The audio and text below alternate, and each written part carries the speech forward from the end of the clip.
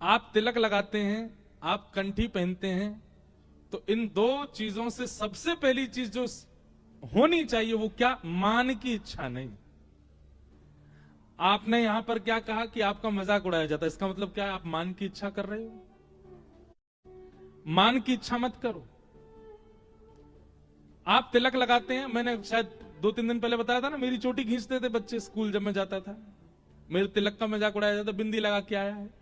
पर सहो, और सहो मतलब भाई देखो, एक बात बहुत सरलता से समझो, जब ब्याह हो जाता है ना कन्या का, वो ब्याह के बाद जब अपनी सहेलियों के बीच जाती है, उसका भी फिर उपहास किया जाता है, अरे अब तो ये ऐसे सिंदूर लगा के घूमती है, अरे अब तो ऐसे कंगन पहन के घूमती है। पर उसको तब बुरा नहीं लगता, उसको सौभाग्य लगता है। तिलक लगाने वाले और कंठी पहनने वाले का भी अगर उपहास किया जा रहा हो, अरे देखो कैसे तिलक लगा घूम रहा है, वो अपना सौभाग्य माने। कंठी पहन के घूमे, इस पर मान की इच्छा ना करे। और ये आज से नहीं हुआ, ये तो हमेशा से होता आ रहा है। क्यों कहा मीराबाई ने, जिन भेषा मारो सांवरो रीझ है। कोई और रूठे, मुझे उससे कोई मतलब नहीं है, ठाकुर जी रीझने चाहिए, बस सबसे पहली बात।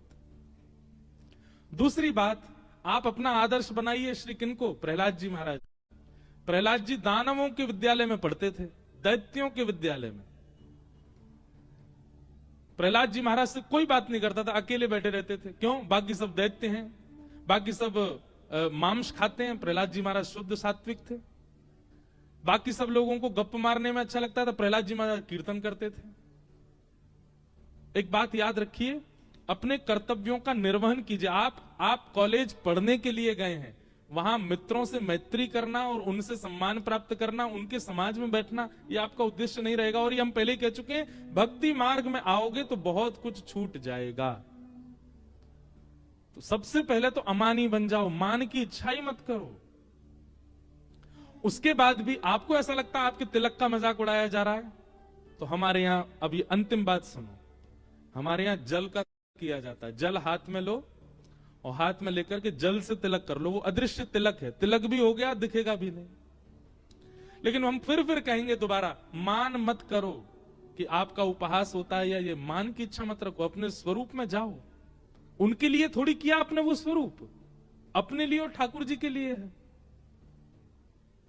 सौभाग्यवती नारी मांग में सिंदूर दुनिया के लिए थोड़ी करती है, वो अपने लिए, अपने पति के लिए करती है। ऐसे हम वैष्णव हैं, हम तिलक मंगलसूत्र की भांति पहनते हैं, हम कंठी मंगलसूत्र की भांति पहनते हो, तिलक सिंदूर की भांति लगाते हैं।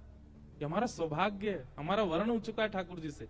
और संसार हंस रहा होगा, संसार उपहास कर रहा होगा, ठाकुर जी प्रसन्न होते हैं तिलक देख के। कोई एक तो रूठेगा भाई, अगर संसार उपहास कर रहा है तो ठाकुर जी प्रसन्न है, और ठाकुर जी उपहास कर रहे हैं तो मतलब संसार प्रसन्न है। अगर आप संसार के प्रिय बन रहे हो तो ठाकुर जी रूठे भय हैं आपसे।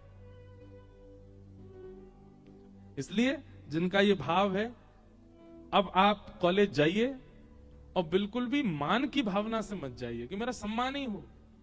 अपमान का अनुभव उसी को ज्यादा होता है जिसको सम्मान की बहुत इच्छा होती है।